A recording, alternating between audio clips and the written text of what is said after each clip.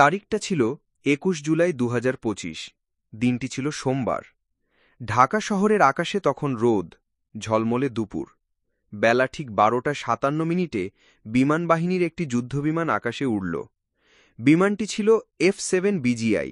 এটি চীনে তৈরি একটি যুদ্ধবিমান। বিমানটি আকাশে উঠতেই কিছুক্ষণের মধ্যেই যান্ত্রিক ত্রুটি দেখা দেয়। পাইলট চেষ্টা করেন বিমানটি নিরাপদে কোথাও নামাতে, কিন্তু শহরের ভেতর এমন জায়গা পাওয়া খুব কঠিন। তাই কিছু বুঝে ওঠার আগেই বিমানটি ভেঙে পড়ে রাজধানীর উত্তরার একটি স্কুলের ওপর। স্কুলটির নাম মাইলস্টোন স্কুল অ্যান্ড কলেজ। তখন সেখানে চলছিল পরীক্ষার সময়। শতাধিক ছাত্রছাত্রী শ্রেণীকক্ষে বসা ছিল। যুদ্ধবিমানটি শ্রেণীকক্ষের ওপর ভেঙে পড়তেই সঙ্গে সঙ্গে ঘটে যায় ভয়াবহ বিস্ফোরণ। আগুনে পুড়ে ছাই হয়ে যায় ক্লাসরুম। ছিন্ন ভিন্ন হয়ে যায় বেঞ্চ, টেবিল, বই, খাতা, আর সেই সব কিশোরদের স্বপ্ন যারা দেশকে বদলাতে চেয়েছিল। প্রাথমিকভাবে জানানো হয় কিছু শিক্ষার্থী মারা গেছে, কিন্তু যারা ভিডিও রেকর্ড করেছে, যারা নিজের চোখে সবকিছু দেখেছে, তাদের ভাষ্য অনুযায়ী পুরো ক্লাসের কেউ নেচেছিল না। প্রায় ১০০রও বেশি ছাত্রছাত্রী ও শিক্ষক কর্মচারী প্রাণ হারায়। তবুও সরকারি হিসেবের মধ্যে লুকিয়ে যায় আসল সংখ্যা।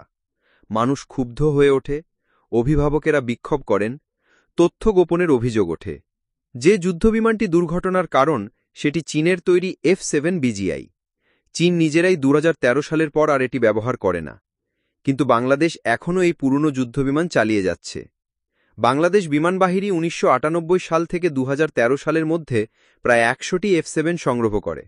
এর মধ্যে অনেকগুলো দুর্ঘটনায় নষ্ট হয়ে গেছে। তবুও প্রায় ৪০টি বিমান এখনও ব্যবহৃত হচ্ছে।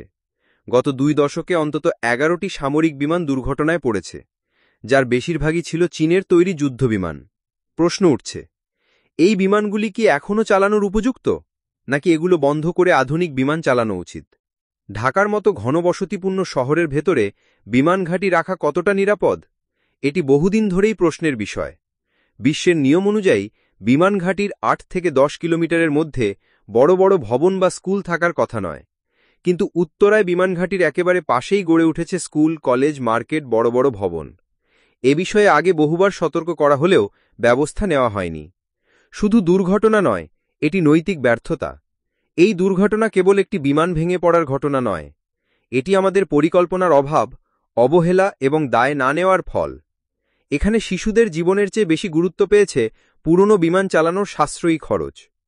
তথ্য গোপনের প্রবণতা আরও ভয়াবহ করে তুলেছে বিষয়টিকে। প্রশ্নগুলো আমাদের সামনে রয়েই গেছে। কেন পুরনো যুদ্ধবিমান এখনও ব্যবহার হচ্ছে? কেন সেটি জনবহুল শহরের ওপর দিয়ে ওড়ে? কেন বিমান ঘাঁটির চারপাশে স্কুল, কলেজ আছে? কেন প্রকৃত মৃত্যুর সংখ্যা লুকানো হচ্ছে?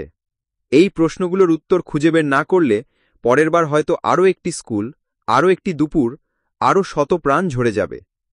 আমরা প্রশ্ন করি কারণ আমরা উত্তর খুঁজি।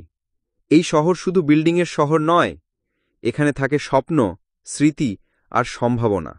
জাগুন, ভাবুন, জবাব চান।